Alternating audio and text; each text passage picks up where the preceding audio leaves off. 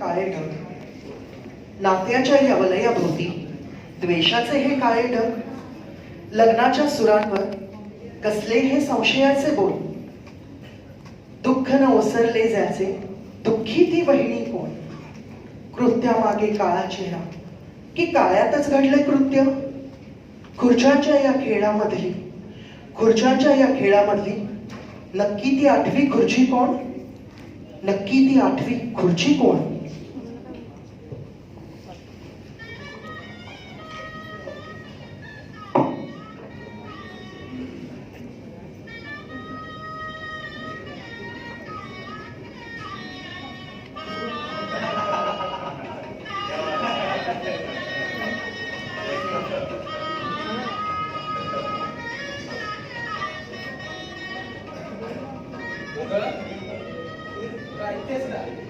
पुढे की तुझं ते पेरी मिसळी घरात काही मदत हवी का ते बघ. आले बघून वहिनी आणि हे मामा मला कशाला खात लावते.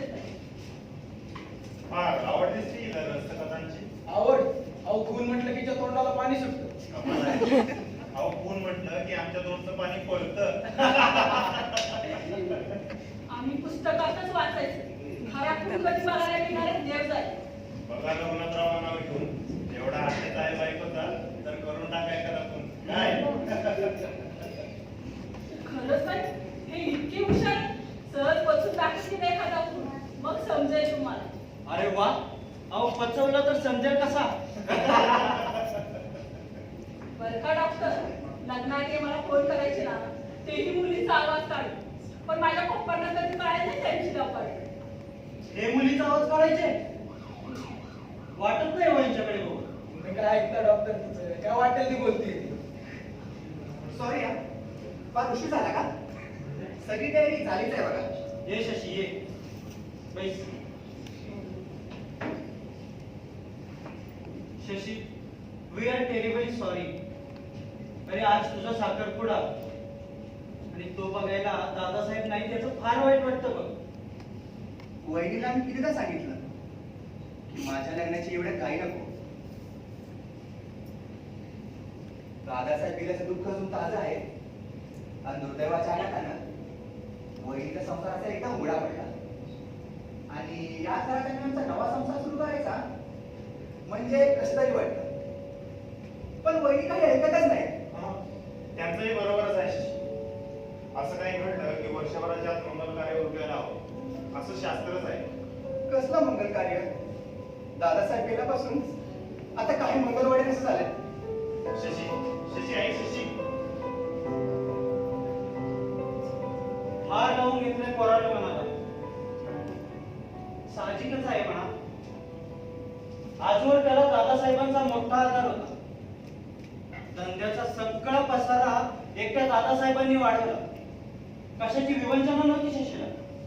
पण काय हो डॉक्टर, मी ऐकले ते खरंय का? दादासाहेबांवर म्हणे विषप्रयोगचा. विषप्रयोग असं नाही, पण त्यांना फूड पॉइझनिंग झालं होतं. म्हणजे त्यांनी खाल्लेलं अन्न हे विषारी होतं. आता ते त्यांना कुणी चुकून दिलं की जाणून बुजून. Interesting, very interesting. जेवणाची तयारी झालीये, बसायचं ना जेवायला? हो, पण वहिनी कुठे आहे? या का आलाच?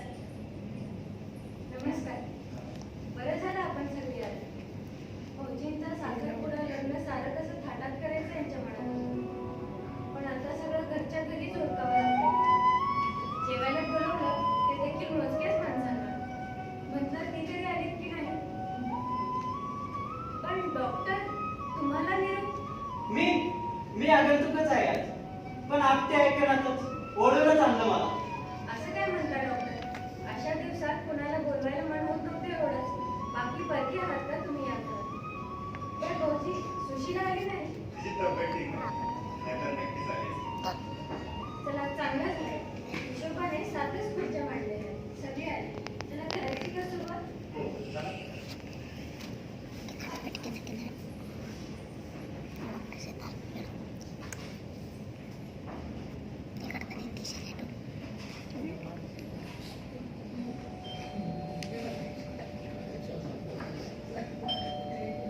आता कोण आलं? भाऊजी बघा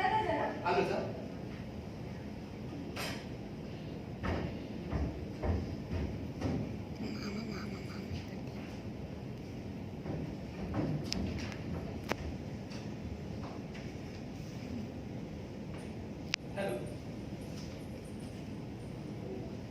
शंका आपण शंकांतेच ना? सॉरी मला यायला थोडा उशीरच झाला. तुमचा फोन वेळेवर आला होता पण मला मेसेजच उशिरा मिळाला. माझा फोन? छे, मी नव्हता फोन केला तुम्हाला.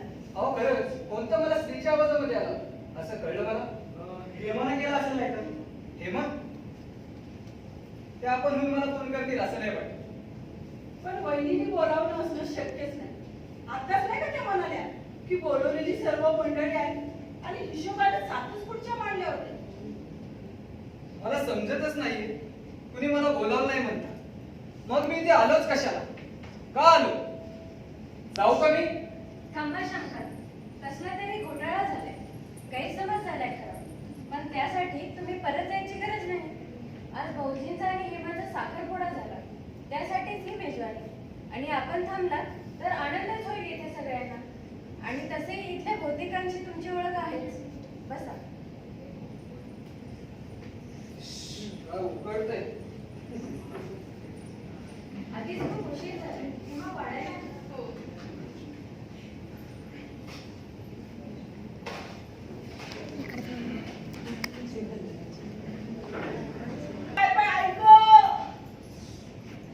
कुणी द्राक्षे आलो नका. कोण ते?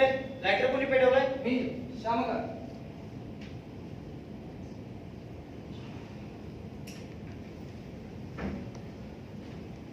काही नाही, फ्यूज गेला होता. आपटे तुम्हाला बरं नाही का वाटत? अहो ते ही तुमची खुर्ची ही माझी.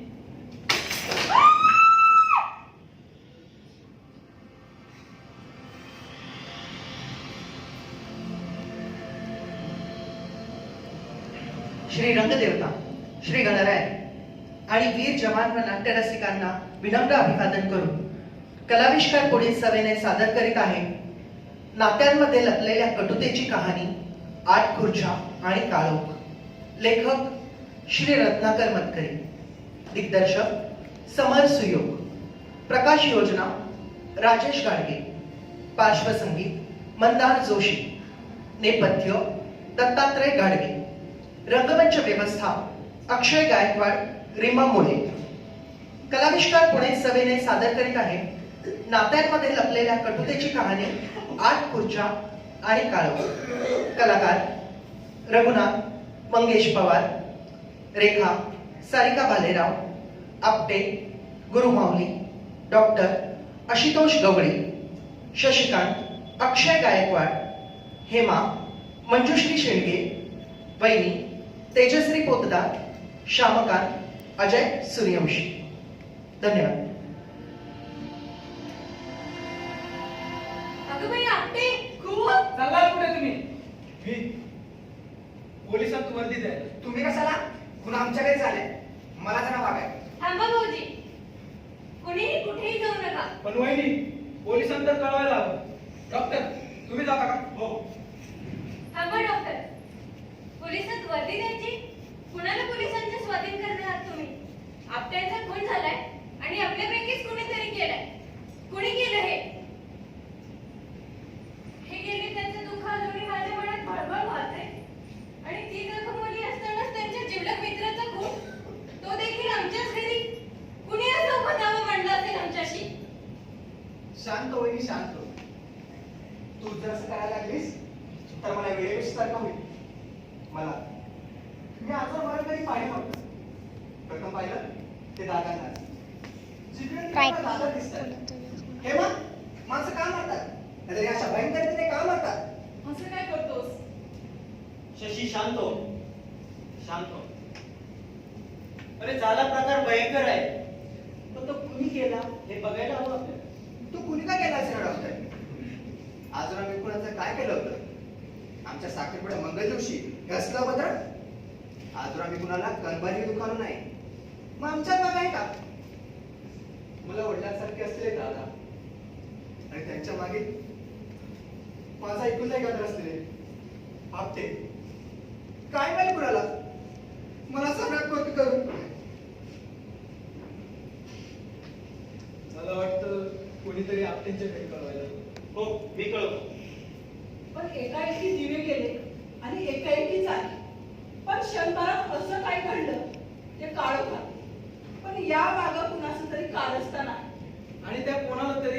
प्रकारची चांगली माहिती. तुम्ही का गप्प? तुम्ही का काही बोलत नाही? मी काय बोलणार? आजच्या जेवणाचं मला आमंत्रण देखील नव्हतं. तुम्हीच तर मगाशी म्हणाला तुम्हाला फोन आला होता म्हणून. हो, तसा मला निरोप मिळाला. पण इथं मी पाहतो तर प्रत्येकाने मला होतं कानावरती हात ठेवले. असं होतं तर तुम्ही आलातच कशाला? तुम्हाला सांगितलं ना, फोनवरती मला पार्टीचं आमंत्रण मिळालं होतं म्हणून. पार्टी पार्टी पार्टी कसली दुर्बुद्धी झाली आणि पार्टी ठेवली आज. बापरे, काय झालं? एक गोष्ट माझ्या ध्यानात आहे. कुठली? दिवे जाण्याआधी मी त्या खुर्चीत बसलो होतो. बरं बघ. काळोखात सापडताना आमच्या खुर्च्या बदलल्या. पण खुरी माणसाने अंदाजाने त्या खुर्चीवरती हल्ला केला. म्हणजे त्याला त्या खुर्चीवर बसलेल्या माणसाचा खून करायचा होता. म्हणजे माझा. आलं ध्यानात. मूळचा भेद माझा खून करण्याचा होता. माझा. आणि तुम्ही आलाच नसता तर? आता तरी खरं सांगा, तुम्ही मला फोन केला नव्हता ना? नाही नाही नाही. याचा अर्थ असा होतो की कुणीतरी मला खोटाच फोन करून इथं बोलवलं. माझा खून करण्यासाठी. शामकांत, शामकांत, तुम्ही इथे आलात तेव्हा दोघे एकदम दचकले. चांगलं लक्ष होतं माझं. सगळ्यांचे चेहरे एकदम पांढरे फटक पडले होते. का? याचा अर्थ काय होतो? काय होतं? अर्थ असा होतो की तुमचं इथं येणं त्यांना रुचलं नाही. मग त्यांच्याशिवाय जे दुसरे कुणी दचकले नाही, त्यांच्यापैकीच कुणीतरी मला मारण्याचा प्रयत्न केला. कारण की मी येणारे त्यांना माहीत होते. मला मारण्याचा प्रयत्न कुणी केला हे मला समजलंच पाहिजे. आणि तेही इथंच का? आमच्या घरी. मी आल्याचा तुम्हाला फारसा आनंद झाला नव्हता. तुम्ही याची कल्पनाच नव्हती तर आनंद होण्याचा प्रश्नच कुठे येतो? मी येण्याची कल्पना नव्हती. चुकताय तुम्ही. एका व्यक्तीला मी येण्याची निश्चिंत कल्पना होती, जिने मला फोन केला. तिला. खरं सांग, तू केला होतास का फोन मला? मगाशी तर तुम्ही म्हणालात की मी आपण होऊन तुम्हाला फोन करणं शक्यच नाही. तिला का विचारताय तुम्ही? असेल तसंच काही कारण. रेखा, तसंच असेल तर तो सुद्धा फोन करण्याची शक्यता आहे. कशावरून? मगाशी आपतेच म्हणत होते की बायकोच्या हट्टासाठी रघुनाथला एखादा खून करून पाहण्यासारखं आहे.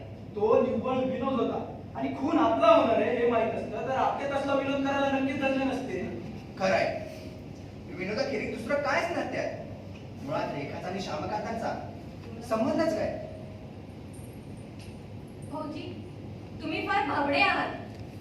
म्हणजे काय म्हणायचे तुम्हाला वहिनी? रेखालाच विचारत आहे. वहिनी, वहिनी, सांगून टाका. इथे एक खून झालाय. सत्य काय ते आपल्या सगळ्यांना कळलंच पाहिजे. तेच आपल्या हिताच आहे. आता आड पडदा घेऊन चालायचं नाही. रेखा, एरवी मी बोलले नसते, पण आता माझा नाईलाज आहे. रेखा, तूच म्हणत होतीस ना श्यामकांत तुला त्रास देत असतात म्हणून. वहिनी, कशासाठी? म्हणायचंय काय तुम्हाला वहिनी? तुझ्या चांगल्या लक्षात आलंय ते रघुनाथ. बोलून टाका. मला सगळं कळालंच पाहिजे. रेखा कधी कधी जात असते आपट्यांकडे. वहिनी, आपट्यांची बायको आजारी असत. श्यामकांत आणि आपट्यांची धंद्यात भागीदारी होती. त्यामुळे श्यामकांत आपट्यांकडे वारंवार येत जात असत. तिथंच त्यांनी एकदा रेखाला पाहिलं आणि हेच रघुनाथला सांगण्याचे धाक ते तिला देत असत. म्हणजे ब्लॅकमेल करायचा? पण म्हणून खून? ब्लॅकमेलिंग एकदा मागे लागलं की ब्लॅकमेलरला फोन करण्याशिवाय सुटकाच नाही त्या सौदाची. म्हणजे रेखा, खरं आहे रेखा. म्हणूनच वाचतेस तू त्या रद्दीवर असे का? साप खोटा आहे ते. मी आपट्यांच्या घरी कधी कधी जात असे, कारण आमचा आणि त्याच्या बायकोचा पहिल्यापासून गरोबा होता. मी गेले की तेवढंच बरं वाटायचं त्या सुशिलेला. आपट्यांनी एकदा अतिप्रसंग करण्याचा प्रयत्न केला एकदा, पण मी दाद दिली नाही. मग तुम्हाला शामकांतला भेटण्याचं कारणच काय? तो राईचा पर्वत करून त्या रघुनाथच्या डोक्यात काहीतरी भरून देईल म्हणून. हे भडक माथ्याचे आहेत ना, आणि यांच्या जर मनात आलं ना ते काही करतील. मला केवळ श्यामकांतला. खरं आहे तिचं. माझं मात्र एकदा भडकलं तर मी काही करेन. तुम्ही? हो, काय वाटायचं नाही मला. मला जर समजलं असतं तर मी खूनही केला असता. पण तो हिचा नाही, श्यामकांताचा नाही. हिच्याशी अतिप्रसंग करणाऱ्या त्या म्हाताऱ्या बोकडाचा, आपटेचा. खून त्यांचाच झाला रघुनाथ. पण मला आधी समजलं असतं तर. मला आता समजतंय. आपट्यांचा खून झाल्यानंतर. रेखाताई, मला सांगा, तुम्ही श्यामकांतला नक्की बोलवलं नाही? मुळीच नाही. मला यांचं तोंड सुद्धा पाहण्याची इच्छा नाही. मी कशी बोलते यांना? आणि या कुणाशी तर माझा काही संबंध नाही. आणि या श्यामकांतला तर फोन केलेलाच नाहीये मी. पण फोन स्त्रीच्या आवाजातला होता. हो, नक्की काय ते कळायला हवं. स्त्रीचा होता की स्त्रीच्या आवाजातला होता? त्यात फरक तो काय? फरक पुष्कळच आहे. स्त्रीचा आवाज काढून जर पुरुषानेच फोन केला असेल तर काय म्हणायचे काय तुम्हाला? ते तुमच्या चांगल्या लक्षात आले बघा. मगाशी रेखाच सांगत होती की लग्नाआधी तुम्ही त्यांना बायकी आवाजात फोन करा. खरे ना? नाही, खोटं आहे. तुम्हाला बायकी आवाज काढता येतो? बोला, येतो ना? बोला. हो, येतो. म्हणजे तुम्हीच फोन करून बोलवत मला माझा खून करण्यासाठी? अरे बाजी माणसा, तुझा खून मला इथे करायची गरजच काय? करायचा असेल तर मी कुठेही करू शकतो. दिवसा ढवळ्या उजेडा त्यासाठी काळोखाची बांधून घ्यायची गरज नाही मला. समजलास? मला वाटतं आपण उगाच वाद घालत बसलो आहोत. आणि एक साधी गोष्ट आपल्या ध्यानात आली नाही. कुठली? खून सुरीने केलेला आहे. ही सुरी इथलीच दिसते, जेवणाच्या टेबलवरची. आता खुनाच्या ताटाजवळची सुरी नाहीशी झाली एवढं बघितलं की झालंच. इतकी स्त्री जागेवर नाहीये. कोण बसलं होतं तिथं? तिथं ना डॉक्टर. डॉक्टर? हो, ही माझीच खुर्ची होती. डॉक्टर, तुम्हीच? पण एवढ्यावरून काही सिद्ध होत नाही. कुणी माणूस कोणाच्या ताटासमोरची सुरी घेऊ शकतो, नाही का? पण त्यानं स्वतःच्या समोरची सुरी उचलण्याची साहजिक आहे डॉक्टर. खरंय. बाई ग, डॉक्टर, आम्हाला नव्हतं वाटलं. डॉक्टर, तुम्हाला आमंत्रण नव्हतं, पण तुम्ही आपट्यांच्या बरोबर आलात. आणि इतक्या वेळ तर आवाज आणला की हे जणू काही गुन्हेगार शोधून काढणार आहेत. डॉक्टर, काळोखात मी एकदम माझा लायटर पेटला. तेव्हा दचकून तुम्ही कोण आहे असं विचारलं. बोला, दचकलात ना तुम्ही? का? कशासाठी? मी आणि दचकलो? उगीच बतावणी करू नका डॉक्टर. माझा आवाज ऐकून तुम्ही दचकलात. तुमच्या ध्यानात आलं की तुम्ही माझ्याऐवजी दुसरं कुणाला तरी ठार मारले. उगाच काहीतरी बोलू नका. अहो, तुमचा जीव घेण्याचं मला कारणच काय? ही कामगिरी तुम्हाला आपट्याने सोपवली होती. आम्ही दोघं बिझनेस मध्ये पार्टनर होतो. पण आपटे कधीपासून माझा काटा काढायचा विचार करत असले पाहिजे, पण ते त्यांना साधलं नसतं. म्हणून त्यांनी तुम्हाला बरोबर आणलं. तुमच्यावर कोणाचा संशय देखील आला नसता आणि आजवर आपली ओळख देखील नव्हती. आणि फोन केला असेल आज गैरहजर असल्या स्त्रीने, म्हणजे आपट्यांच्या पत्नीने. उगाच काहीतरी कुभाड रचू नका. केवळ त्या प्रेताच्या छातीतली सुरी माझ्या समोरची म्हणून मी गुन्हे? अर्थात. तर मग नीट लक्ष द्या. प्रेताच्या छातीतली सुरी माझी नाहीये. माझी सुरी माझ्या जवळच आहे. ही बघा ती सुरी. दिवे जाण्यापूर्वी ती माझ्या हातात होती आणि काळोखात ती कोणाला लागू नये म्हणून ती मी माझ्या सहजच खिशात ठेवली. मग प्रेताच्या छातीतली सुरी कुणाची? अहो, इथे ट्रे मध्ये 2-4 सुऱ्या अधिक आहेत. त्यातलीच ती असेल. मोठा विचित्रच प्रसंग आहे हा डॉक्टर. या सर्व प्रकारामागे कसलं तरी भीषण रहस्य आहे. बर्फाची एक प्रचंड भिंत उभी आहे आणि ती वितळण्याऐवजी क्षणाक्षणाला जास्तच गोठत चालली आहे. कुणीतरी मुद्दाम गोठवतंय म्हणा. कुणीतरी आपल्याला झुलवतंय, जाणून बुजून जाळ्यात टाकतंय. कुणीतरी आपली दिशाभूल करतंय. आणि कोण ते लक्षात आले मला? कोण? हे श्यामकांत. मी? होय होय होय, तुम्हीच. उगाच निष्पाप चेहरा ठेवण्याचे नाटक करू नका. अनपेक्षितपणे आगंतुक येऊन तुम्हीच आपली कामगिरी पार पाडली आणि यातून सही सलामत सुटण्यासाठी हा सगळा गोंधळ तुम्हीच घालताय ना? खरे की नाही?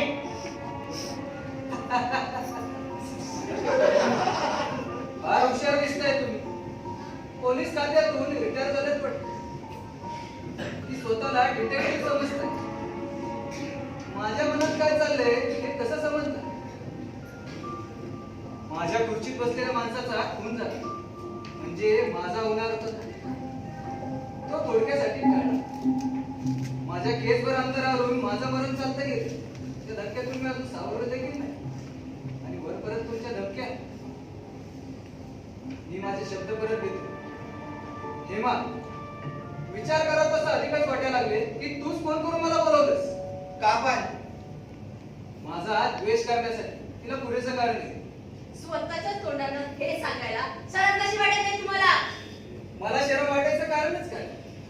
ऑफिस मधून 10,000चा चेक चोरल्याबद्दल तुला कामावरून काढून टाकण्यात आलं होतं. मला नाही. तुझा बॉस माझा चांगला मित्र असल्यामुळे ते मला ठाऊक आणि इतरांना नाही, एवढंच. माफ करा शशिकांत. आज तुमच्या साखरपुड्याच्या दिवशी तुमच्या वाग्दत्त वधूविषयी तुम्हाला असं सांगणं मला आवडणार नाही आणि कदाचित तुम्हाला परवडणार नाही. पण माझा नाही झाला. शंकर, माझ्या हेमाबद्दल कुणी असते घाणेरडे आरोप करू शकणार नाही. जर 10,000 प्रश्न असेल तर मी आताच्या आता चौकीच्या तोंडावर 10,000 रुपये फेकू शकतो. त्याची काही गरज नाही शशी. बिलीव्ह मी, माझ्यावरचा आरोप कधी सिद्ध होऊ शकला नाही, कारण तो पोकळच होता.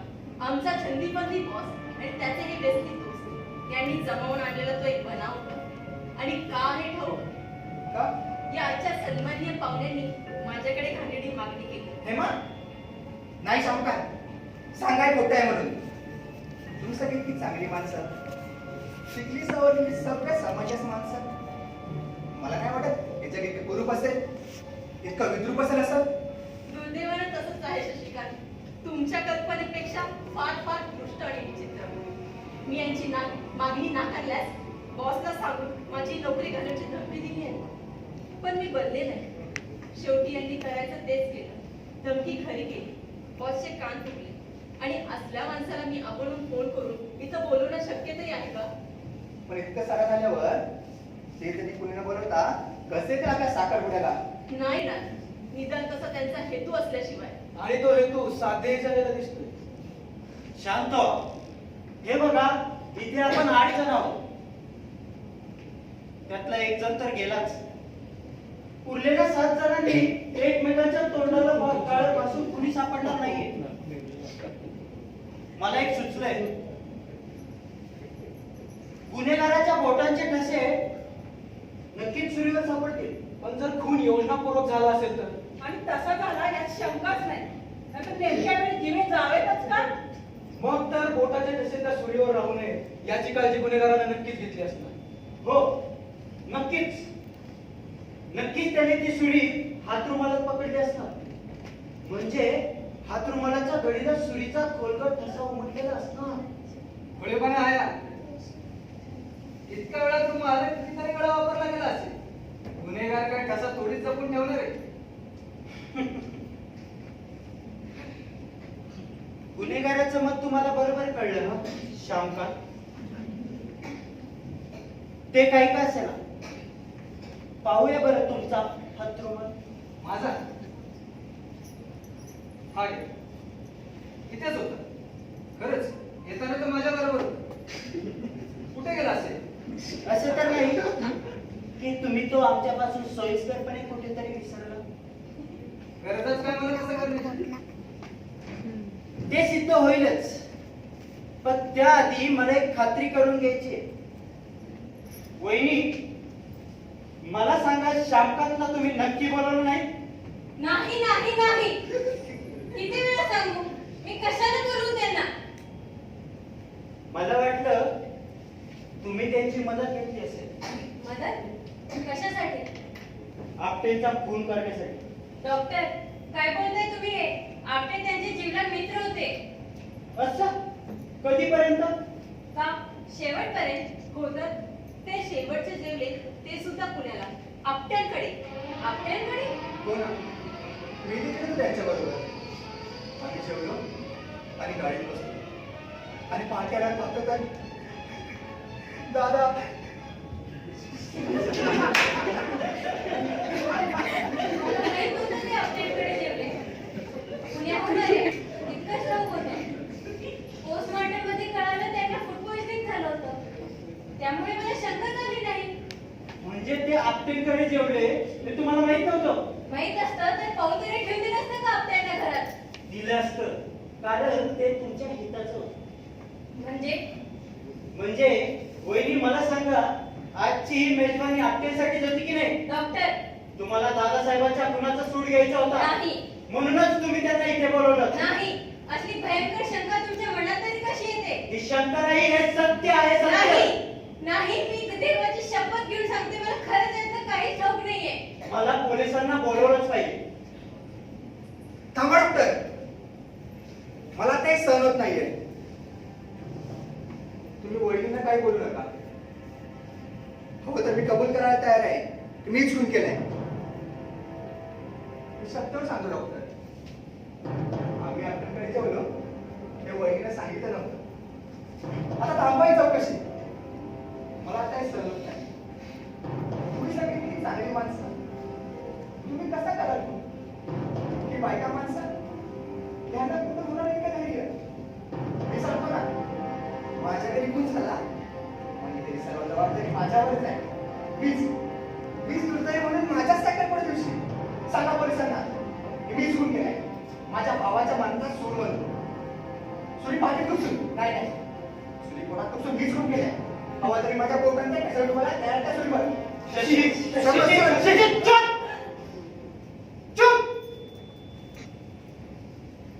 उगाच मूर्खासारखं काही बडबडू नकोस. अरे पळकुटेपणा करण्याची वेळ नव्हे. लक्षात घे, आपल्याला खरा गुन्हेगार शोधून काढायचा आहे. तुला तुझा हळवेपणा आता सोडला पाहिजे. पदोपदी पाठराखण करायला आता दादासाहेब हयात नाहीत. तुला तुझंच खंबीरपणानं वागलं पाहिजे. वहिनी, मला माफ करा. तुमच्या निर्दोषीपणाविषयी आता माझी खात्री पटली आहे, पण तोपर्यंत तुम्हाला मनस्ताप देणं भाग होते. पण आता एकच चक्कीत आवरली. श्यामकांत, तुमचा हात तुम्हाला सापडला की नाही? बहुधा तो हरवला किंवा कदाचित तो आणलाच नसेल. तुम्ही तो आणला होता त्यानं तुम्ही घामही पुसला. मला वाटतं तुम्ही तो पोटाच्या खिशात ठेवला असेल. रेखा, बघ बरं. थांबा, मीच बघ.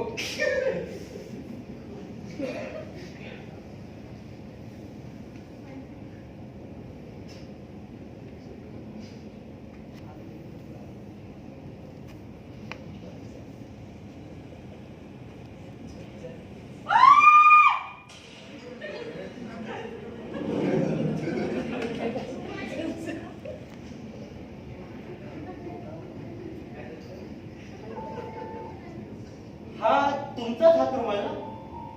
हो, पण मी म्हणूनच तुम्ही लायटर पेटवला, म्हणजे खुनाच्या वेळी काहीतरी कामात आहात हे दाखवण्यासाठी. पण प्रत्यक्षात मात्र लायटर पेटवताच दिवे आले, म्हणजे तुम्ही खून करून झाल्यानंतर तो पेटवला.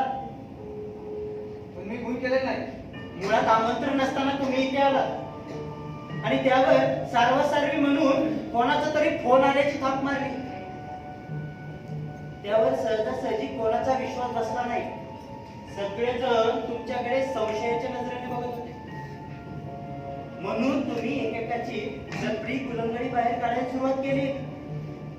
यावरून तुम्ही कोण आहात हे समजायला मदत झाली. श्रीलंफट ब्लॅकमेलर असला माणूस खून करायला थोडं कचरणार. मी आपट्यांचा खून का करावा? मगाशी तुम्हीच तर सांगत होतात की आपटे आणि तुम्ही एकमेकांना पाण्यात पाहत होतात आणि आपटेने तुमच्या खुनाचा घाट घातला असावा. वेल, त्यासाठी तुम्ही त्यांचा नाही खून केला मी. पण पुरावे मात्र तुमच्या विरोधात आहे. श्यामकांत, मी खून केलेला नाही.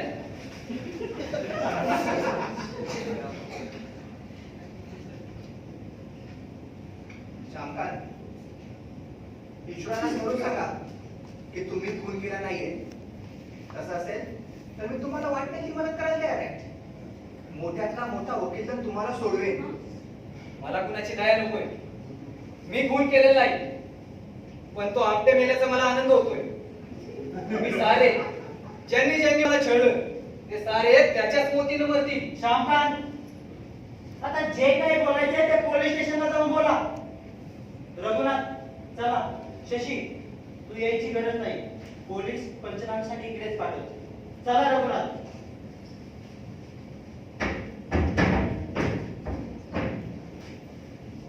वहिनी,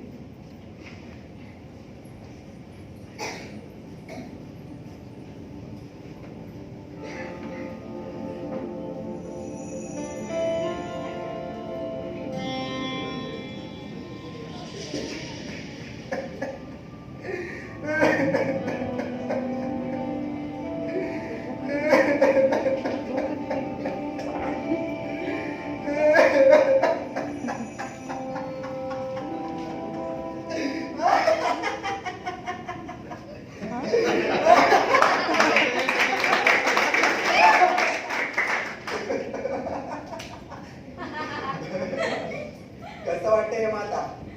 अगदी मोकळं मोकळं वाटतंय. शामकांचा सूड घेण्याची संधी इतक्या लवकर मिळेल असं वाटलं नव्हतं.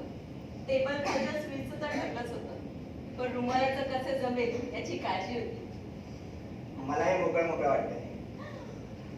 दादांच्या जेवणात वीज टाकलं होतं, त्यामुळे त्या बुद्ध्या त्याची संशयच होती माझ्यावर. पण काय हो, तुम्ही दादांचा खून केलाच नसतात तर काय, तर या घरात तुला आणि मला गरीब माणसाला शादी मध्ये राहिलं असतं. दादांचा खून करत मी तर स्वतःचा पुनर्जन्म केला. आता झालं गेलं मागे पडलं.